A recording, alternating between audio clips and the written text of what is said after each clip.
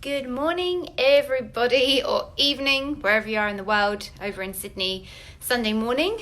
And as every Sunday, what we've been doing on here is I've had some amazing guests talking to us about various different topics and problem areas in the space of health and wellness. And we're back for another Sunday and another episode of our Show Up, Speak Up series. And I'm really excited today. We've got another amazing guest expert called Brittany. So Brittany's a registered dietitian and intuitive eating counsellor. And what Brittany does is she works with women who have been through years of chronic dieting and weight cycling, and who often have a real complicated issues with relationship with food in their bodies. And Brittany's main aim is to help these women to find food freedom and actually sustain it. And this really resonates with me because everything I speak about in my practice and with my clients, it's all about permanent resolution and finding permanent freedom from your struggles, whether that's with food or other aspects. So I'm really excited to have Brittany on today. And I would just invite her in. And as always, if anyone's got any questions, please ask away as we go or obviously afterwards. So let me just add Brittany.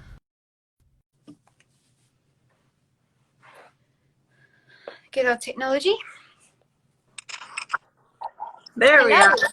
Hi. It's always a bit of hoping that this is going to work. Yeah, I've never done this before, so I'm excited to awesome. Thank you so much. I really appreciate your time. I appreciate you inviting me as well. So, yeah, I would just like to start, if you could just explain, obviously I've given a little brief introduction, but if you could just tell everyone a bit more about what you do and a bit of why you do what you do, because, you know, everybody's got a story, don't they? So I'd love to hear more about that. Yeah, for sure. So my name's Brittany. As you know, I'm a registered dietitian. I'm actually from Toronto, Canada. So 2 years now ago, I started my business online of intuitive eating counseling, and I really wanted to start that business and go into that area of dietetics as opposed to going into the weight management side of things or chronic disease management, whatever it was, because I have my own experience and my own relationship with food. And prior to starting my business in intuitive eating, I was actually a boot camp instructor, a fitness boot camp. And so I worked in that industry for a little over 3 years and helping women lose weight. And, you know, there were parts of the work that I really liked, but the interesting thing that I started to notice over the 3 or so years was a pattern of women, you know, losing the weight, gaining it back, losing it again, gaining it back. And every single time they went through that cycle, feeling, you know, really put down that it was their fault, that they were the ones doing this, that, you know, they were at fault. It was their problem that they needed to solve, that they just needed to try harder. And, you know, I was fully in that mindset that, like, yeah, like, you just need to try harder. I didn't know any better, you know, because I was in that same cycle too. And that's what I thought. And so it wasn't actually until I discovered Christy Harrison's podcast. She's a dietitian, a non-diet dietitian, and she is, you know, she has a book now. It's called Anti-Diet. It's really great if you haven't read it. Yeah. I discovered her podcast and learned more about the psychology of eating, which I found absolutely fascinating. And from there, I mean, everything changed. I learned more about health at every size, intuitive eating. And it's one of those things, you know, once you know that information, you can't unknow it.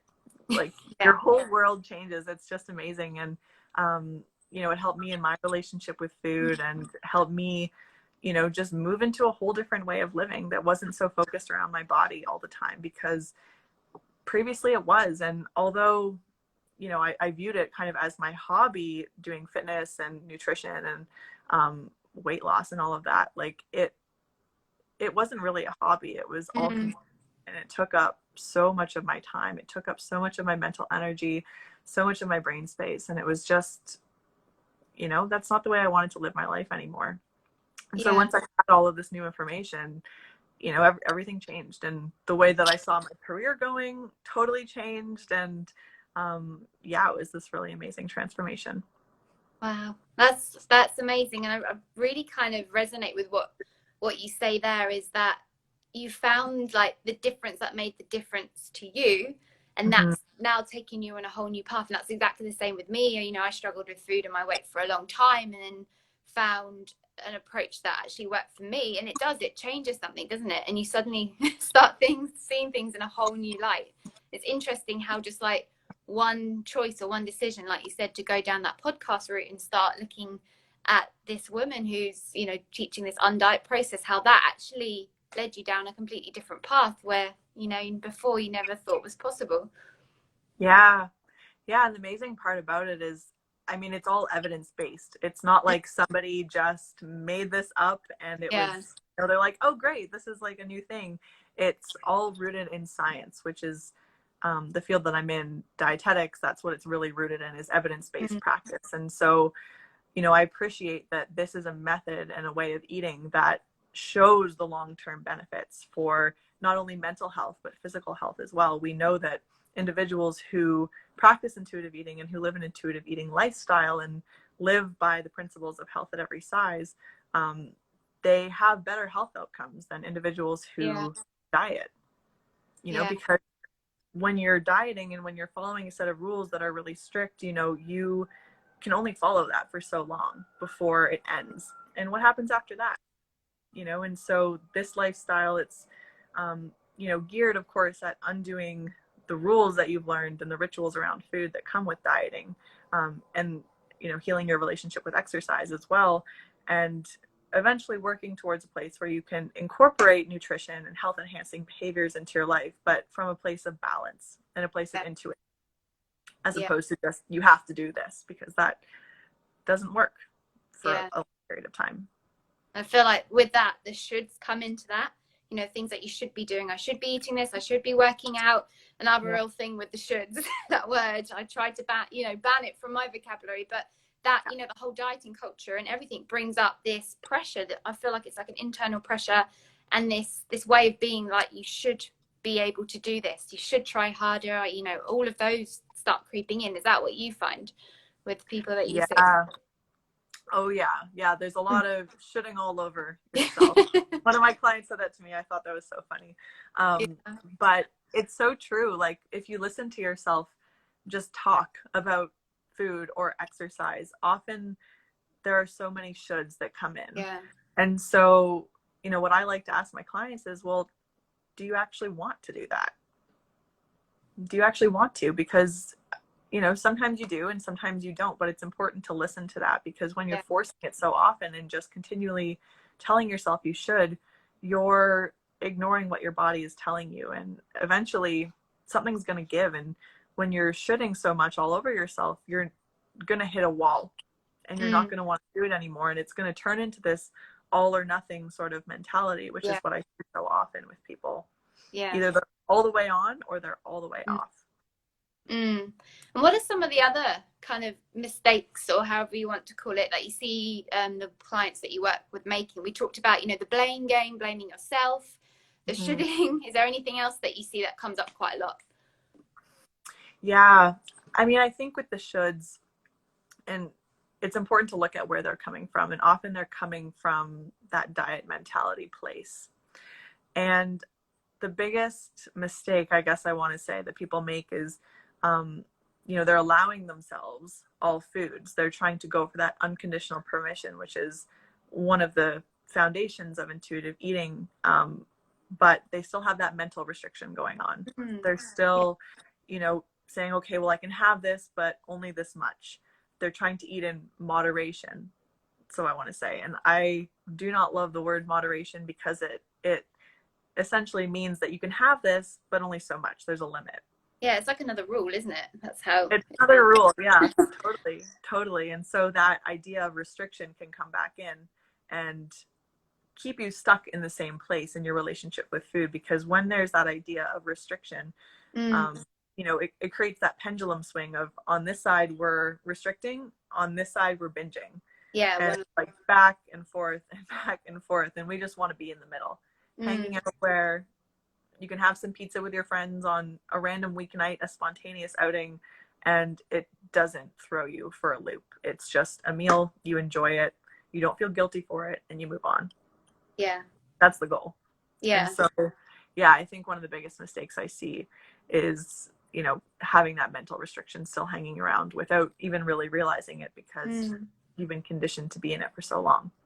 Yeah, I think that's a really important point to make, is that I think some of the messaging is really quite confusing. Eating balance, eating moderation, the 5-2 diet. There's so many different messages out there, isn't there? It's quite overwhelming. Do you find that as well? Some like the women you work with get quite overwhelmed with, again, what they should or shouldn't be doing. Yeah, totally. There's so many different rules and diets out there. Even just Googling like how to eat healthy, like it's even just that is steeped in disordered eating advice and steeped in diet culture.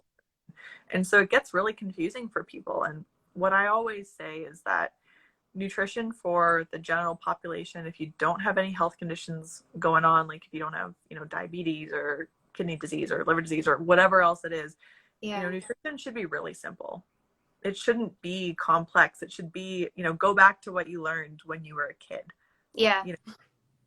Eat the rainbow.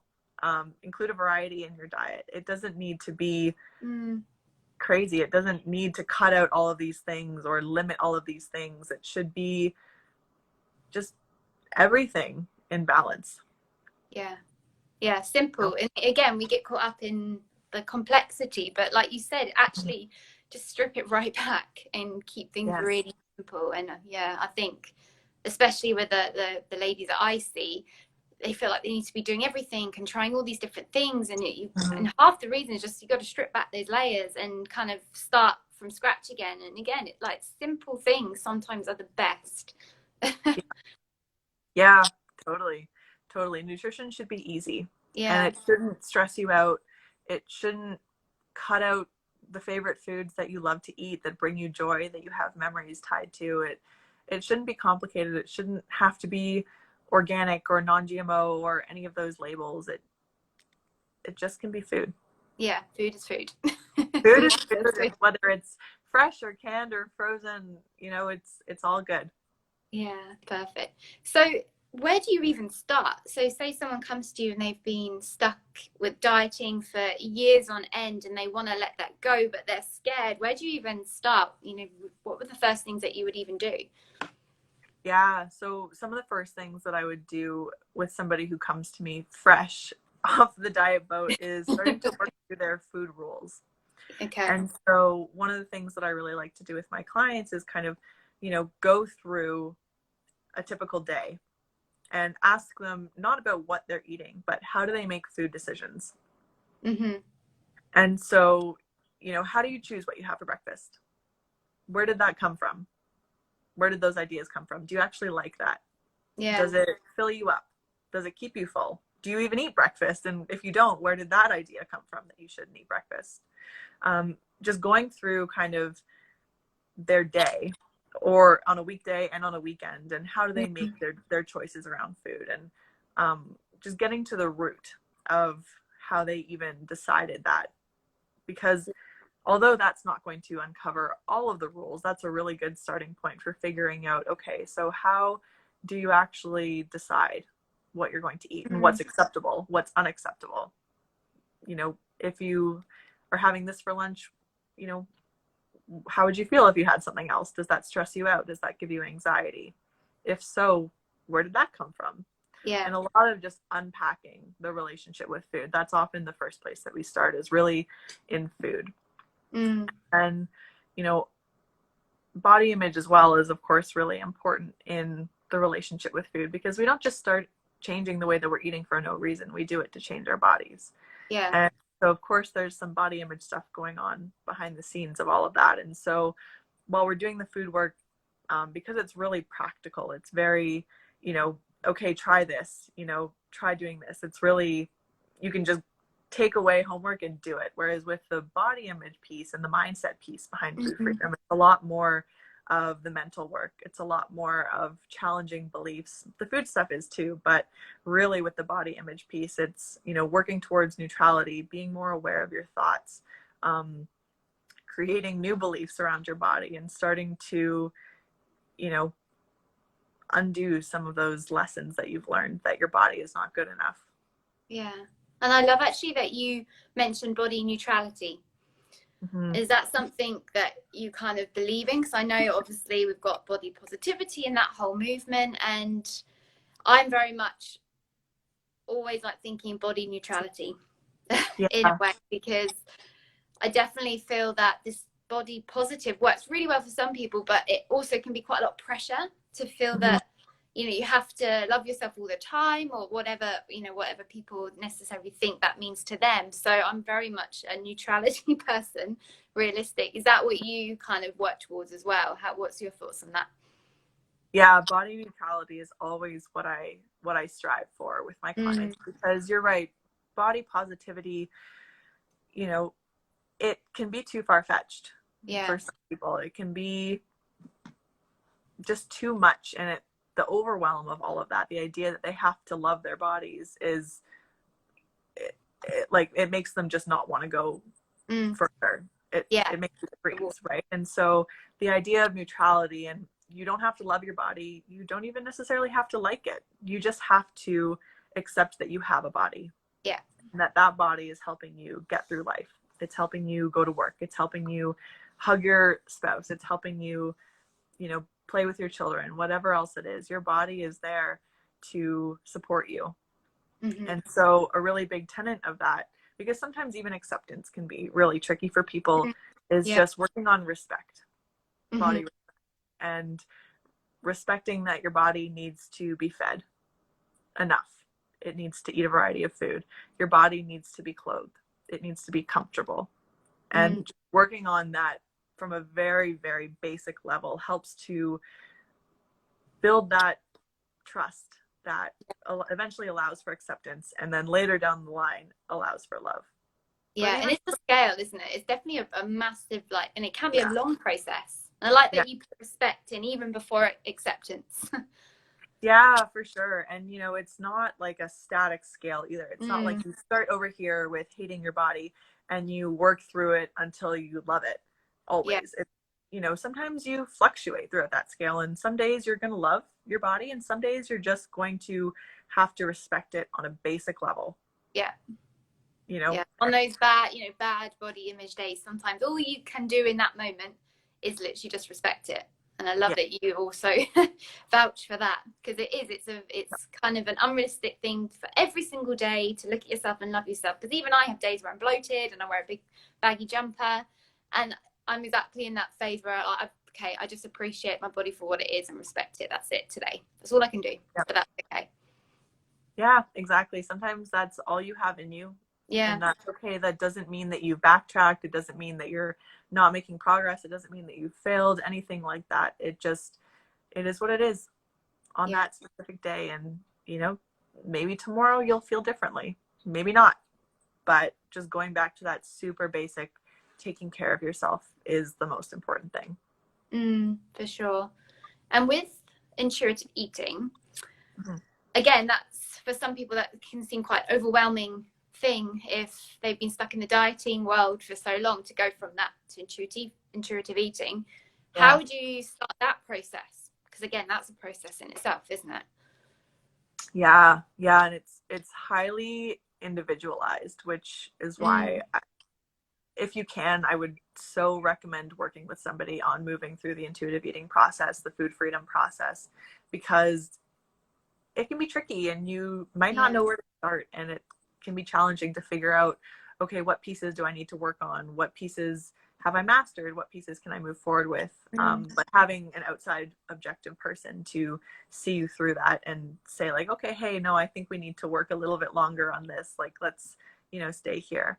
But I think with that being individual, there's kind of two ways that you can go about it. Specifically from the food side of things, putting the body image side aside. So on one hand, you can either start with sort of specific foods and working on your relationship with those foods, unconditionally allowing yourself those foods. Let's say it's bread, for example, and you're unconditionally allowing yourself bread. That's the first thing that you work on, because when you first start allowing yourself that food after having restricted it for so long, you might want it all the time. you Yeah. might binge on it because that restriction has been so strong.